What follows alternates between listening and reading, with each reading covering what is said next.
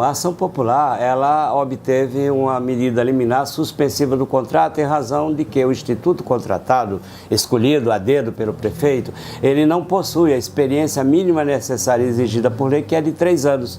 Na época da contratação, o instituto possuía tão somente 14 meses de existência. Portanto, ele não atende os requisitos de qualificação enquanto organização social. Então, por isso, o juiz concedeu a liminar. Insatisfeito com essa liminar, que suspende o contrato, o prefeito ingressou com um recurso no Tribunal de Justiça, denominado agravo de instrumento. Esse recurso foi direcionado para a Terceira Câmara de Direito Público, composta de 3 desembargadores, e o relator, na época, indeferiu o pedido do prefeito, ou seja, pedia ou desejava o prefeito que o tribunal suspendesse a liminar de primeiro grau e mandasse o hospital ser administrado pelo instituto que eu estou impugnando. Sorrateiramente, o prefeito fez uma manobra, sabendo que tinha perdido a sua postulação no tribunal, ele recorreu diretamente ao presidente do Tribunal de Justiça, mesmo órgão, e lá, não sei como, ele conseguiu eliminar para que o hospital pudesse ser administrado, pelo menos provisoriamente, pelo instituto que nós estamos impugnando. Se você me perguntar como isso se dá, eu não saberia explicar, porque tecnicamente é impossível mesmo juridicamente falando, que haja no mesmo tribunal, horizontalmente, decisões conflitantes. A lei veda essa possibilidade. Os recursos têm que seguir uma hierarquia vertical, de baixo para cima. Então, chegou no tribunal, não obteve o sucesso, você vai recorrer ao STJ em Brasília e assim sucessivamente. No caso, foi horizontalmente. Ele não conseguiu aqui, deu uma voltinha, mudou de sala, chegou lá e conseguiu. Isso aqui é muito lamentável. Isso sugere que ele tenha exercido algum poder de influência. Ele é prefeito, é do PSDB, o governador é do PSDB, enfim.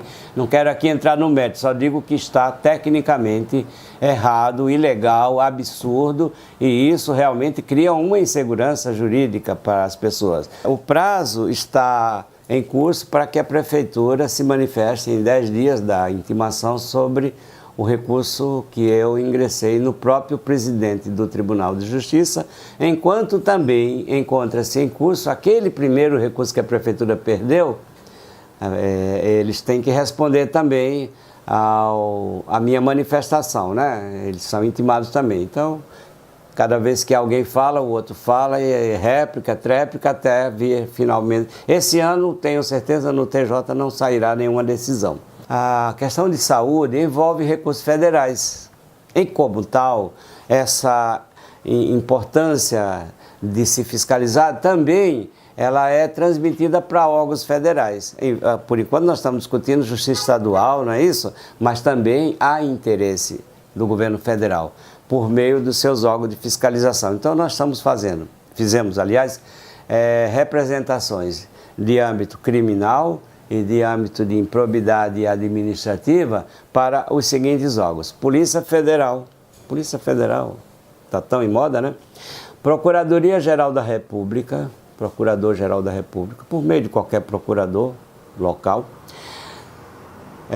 Tribunal de Contas da União, Procuradoria de Justiça do Estado de São Paulo e Tribunal de Contas do Estado de São Paulo. A representação a esses órgãos que eu mencionei, ela está fundada em 4 elementos fundamentais. Primeiro, o fato do Instituto não possuir o tempo de experiência exigido por lei municipal, que é de 3 anos, o Instituto tem 14 meses. Segundo, o fato da modificação fraudulenta do edital de chamamento. O edital não previu determinado requisito e depois de abertas as propostas, o prefeito verificou que o Instituto colocou que contrataria o pessoal somente por meio de pessoa jurídica, o que, segundo o prefeito, não atende à necessidade, já que os outros concorrentes falaram que contratariam prioritariamente por meio de CLT, na falta, sim, seria pessoa jurídica. Qual foi a introdução da modificação que eu digo fraudulenta? Foi o fato da prefeitura mandar um e-mail para todos os interessados dizendo, olha, se você ganhar, qual é a modalidade de contratação?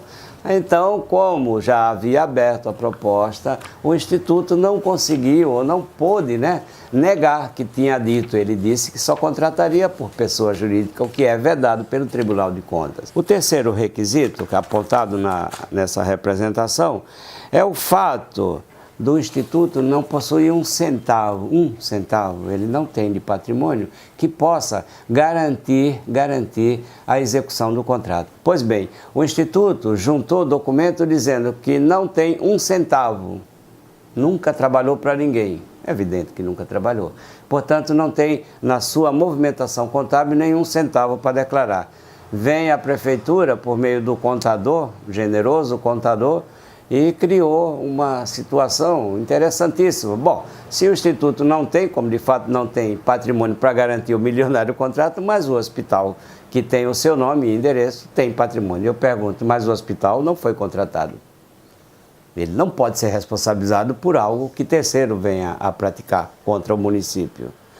E o quarto elemento seria a ausência de qualificação técnica. Uma vez mais, a primeira foi quando o prefeito considera o Instituto organização social, nos termos da lei, e não preencheu. E a última aqui eu digo que a prefeitura diz, bom, mas se o Instituto, que nunca trabalhou para ninguém, não tem um tostão nos seus cofres, mas ele tem a experiência do hospital, eu digo que não, porque para que o Instituto pudesse beneficiar-se da experiência do hospital, que não é contratado, mas tem experiência, a gente viu aí, ele precisaria, o Instituto, ser fruto de uma cisão do hospital. Por exemplo, o hospital cindiu, criou duas instituições, é evidente que aquele resultado da cisão teria experiência, porque nasceu do mesmo ventre, não é.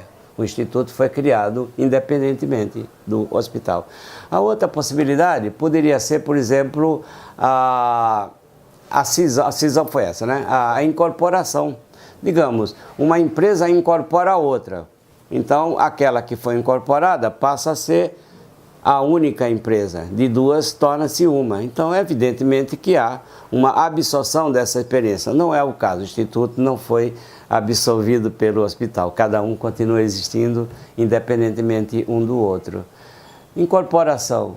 Também não. Reestruturação é outra hipótese que o Tribunal de Contas da União aceita.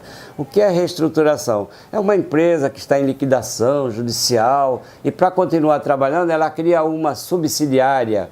Então aquela que criou é a holding, a controladora. A subsidiária integral é, portanto, dirigida pela holding.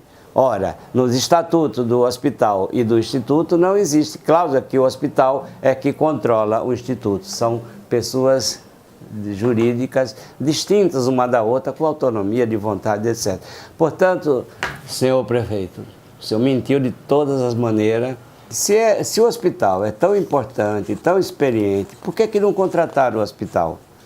Por quê? Para contratar o hospital, que não é organização social, o procedimento seria diverso, não haveria dispensa de licitação, como foi o caso da OAS. Teria que haver a chamada concorrência pública.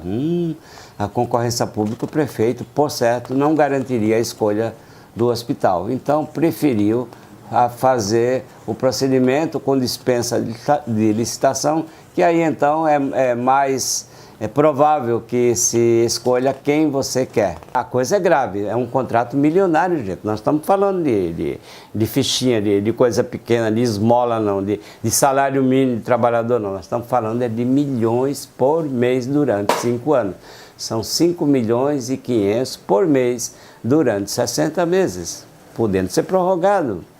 Essa é a verdade do que nós estamos aqui investigando. A nossa preocupação é proteger o dinheiro do povo. O dinheiro do povo está sendo drenado para enriquecer pessoas, a pretexto de aliviar o serviço público. Se o prefeito se considera tão incompetente para administrar a saúde, pede demissão. Não é entregar nosso dinheiro para quem não tem direito.